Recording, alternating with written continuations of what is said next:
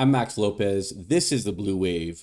Chuck Schumer has stated that the Senate Democrats are not planning to provide enough votes for the Republicans to pass their spending bill that they got through the Republican controlled House to overcome the filibuster. Now, let's go ahead and look at this article from MSN real quick. It says Schumer says Democrats won't provide votes to pass GOP funding bill. Senate Minority Leader Chuck Schumer said Wednesday that Democrats won't provide enough support to pass a government funding bill that Republicans wrote and passed through the House, leaving it uncertain whether Congress can avert a shutdown before Friday night's deadline. Schumer's comments came one day after the House narrowly approved a continuing resolution to keep the government funded through the end of September. Funding the government should be a bipartisan effort, but Republicans chose a partisan path, drafting their own CR without any input from congressional Democrats. Because of that, Republicans do not have the votes in the Senate to invoke cloture on the House CR. Schumer said on the floor, calling for a 1-month funding bill that provides more time to negotiate a deal. Our caucus is unified on a clean April 11th CR that will keep the government open and give Congress time to negotiate bipartisan legislation that can pass, he said. I hope our Republican colleagues will join us in avoiding a shutdown on Friday, he said.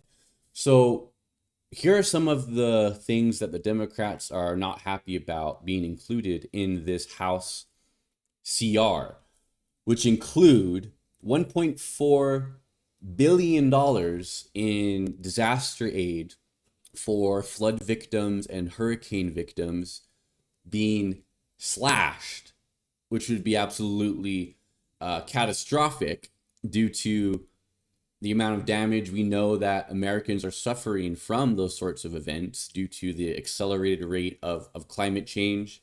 And, look no further than Hurricane Helene last year, as well as the North Carolina floods that were very unfortunate.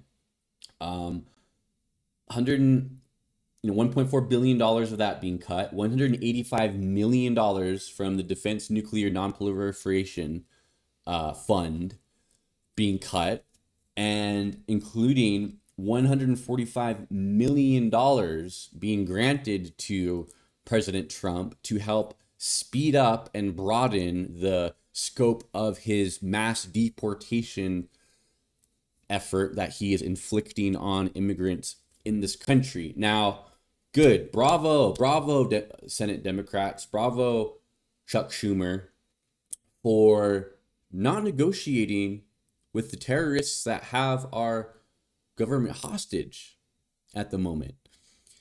Because any Democrat that's choosing to negotiate with an administration and work with an administration that is actively dismantling the way the federal government affects and benefits people, and is doing everything it possibly can on a daily basis to lower America's standing in the world's eyes and to distance ourselves from our allies and economically punish our allies for absolutely no reason. This is not an administration that is to be worked with. These are not normal times when bipartisanship rules the day. And if you want to get things done, you got to go across the aisle and work now. Okay. Biden sort of ran on that idea, right? And the first kind of year or so of his administration, he sought to stick to that ideal as much as he possibly could. And it was, in fact, very difficult for him to do that. I imagine it was difficult for him to stick to his bipartisan route, given the nasty, awful things that the Republicans constantly said about Biden and his family, as a matter of fact. But as the years wore on in Biden's administration, we kind of eventually saw him kind of realize that we're living in a different day and age in America. This is not your father's Republican Party or whatever the saying is. This is not the Republican Party of just, maybe 10, 12 years ago. Is not the same Republican Party as then. And one of the main goals of the Democratic Party needs to be, in this moment, to be a pure opposition party to every single thing that Donald Trump is attempting to accomplish, and be a thorn in the side of the Trump administration in every possible way, every single day, using the power that the American people have granted them to do so, because we are in a crisis moment here, right? We are in a moment where Trump wants to be president for life. Trump wants to be a dictator. That's no surprise, right? Trump wants to, if not run again himself, he wants to hand the reins of power down to somebody else in his family, and basically we're done with American democracy in this. We're done with democracy if Trump is to have his way. And the American people are beginning to realize that. The Democratic Party is seemingly slowly but surely realizing that. And there's no path, or there shouldn't be a viable path for a Democrat to vote with Republicans, vote for Trump-sponsored bills, and then go home and tell their constituents that they are doing everything they can to stand up to Trump, and that everything's going to be okay because don't worry, we got it. But we're going to still go over and work with fascistic people who are seeking to change the way our government and our country fundamentally works. It's just not going to fly with the American people.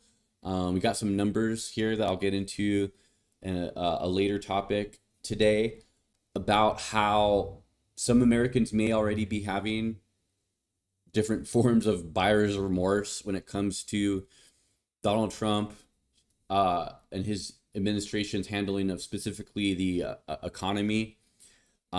People aren't too happy, and the Republicans don't really care because they have the Senate, they have the House, and they have the White House. So the Republicans are having their way right now, and the Democrats need to do every single thing they can to slow down what is happening in Washington and remind people this is not normal what's happening in Washington, and we're going to do every single thing we can to